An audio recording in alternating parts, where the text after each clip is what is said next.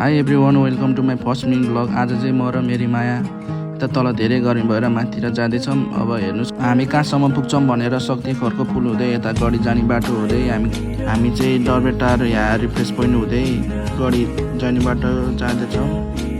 यो चाहिँ हाम्रो गढी पुग्नुभन्दा अगाडिको भ्यू पोइन्ट हेर्न सक्नुहुन्छ। हामी चाहिँ यहाँ उपधनगढीमा नरोकिकन सिधै मायाटारतिर लाग्यौँ। मायाटारको बाटो हुँदै जाँदा बाटोमा यस्तो राम्रो भ्यू देखेर रोकेर मैले भिडियो बनाएँ। अनि हजुरहरू मायाटार हुँदै सिधै जानुभयो भने चाहिँ यस्तो राम्रो गाउँ देख्नुहुन्छ। यो गाउँको नाम चाहिँ दुम्किन गाउँ हो। यहाँबाट चाहिँ मनिषाले चलाउँदै गयो र मैले चाहिँ भिडियोहरू बनाउँदै गएँ। यहाँबाट मायाटारबाट सिधै त्यो गाउँबाट सिधै दुम्किन गाउँबाट सिधै आउनुभयो भने चाहिँ अगाडि चाहिँ यस्तो राम्रो पहाड देख्न सक्नुहुन्छ। मैले चाहिँ यहाँ मनिषाको भिडियोहरू बनाइदिएँ। दुम्किन गाउँसम्म पुगेर हामी चाहिँ मायाटारतिर फेरि फर्क्यौँ। फर्किँदै गर्दा यहाँबाट चाहिँ राम्रो भ्यू देखिने भएर हामी चाहिँ गोला अड्डाएर यहाँ भिडियोहरू बनायौँ। भिडियोहरू चाहिँ हामीले धेरै नै बनाएको छौँ, रिल्समा हेर्न सक्नुहुन्छ हजुरहरूले। यो चाहिँ मायाटारबाट देखिने भ्यू हो।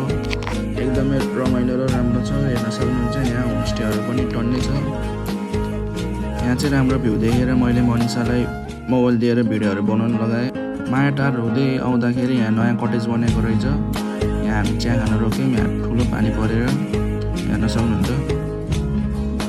पानी परिसकेपछि चाहिँ यस्तो राम्रो वेदर भयो, हेर्न सक्नुहुन्छ। माथिको वेदर यस्तै हुन्छ, कहिले पानी पर्छ एकछिनमा घाम लाग्छ, फेरि यस्तै हो माथि चाहिँ।